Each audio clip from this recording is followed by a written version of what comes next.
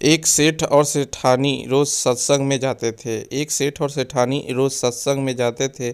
सेठ जी के घर एक पिंजरे में तोता पला हुआ था। तोता एक दिन पूछता है कि सेठ जी, आप रोज़ कहाँ जाते हैं? सेठ जी बोले कि सत्संग में ज्ञान सुनने जाते हैं। तो तोता कहता है, सेठ जी, संत महात्मा से एक बात पूछना कि मैं आज़ाद कब होऊंगा? सेठ जी सत्संग खत्म होने के बाद संत से पूछते हैं कि महाराज, हमारे घर जो तोता है उसने पूछा है कि वो आज़ाद कब होगा।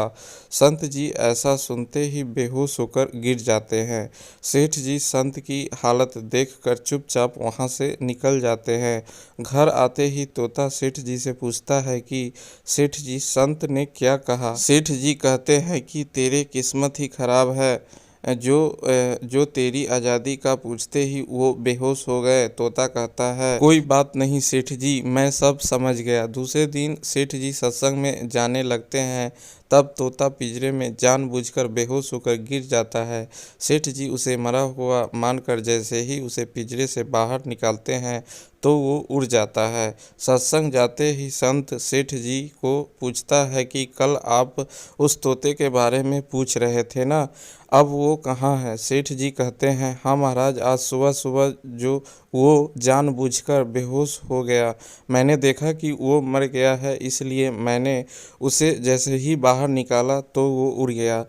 तब संत ने सेठ जी से कहा कि देखो, तुम इतने समय से सत्संग सुनकर भी आज तक सांसारिक मोह माया के पिंजरे में फंसे हुए हो, और उस तोते को देखो, बिना सत्संग में आए मेरा एक इशारा समझकर आज़ाद हो गया। दोस्तों, इस कहानी से तात्पर्य ये है कि हम सत्संग में तो जाते हैं, ज्ञान की बातें करते हैं या सुनते भी हैं, पर हमारा मन हमेशा सांसारिक बातों में ही उलझा रहता है। सत्संग में भी हम सिर्फ उन बातों को पसंद करते हैं जिसमें हमारा स्वार्थ सिद्ध होता है, जबकि सत्संग जाकर हमें सत्य को स्वीकार कर सभी बातों को महत्व देना चाहिए, और जिस असत्य, झूठ और अहंकार को हम धारण किए हुए हैं उसे साहस के साथ मन से उतार कर सत्य को स्वीकार करना चाहिए। दोस्तों, इस कहानी से आपको क्या सीख मिलती है, कमेंट करके हमें ज़रूर बताइएगा।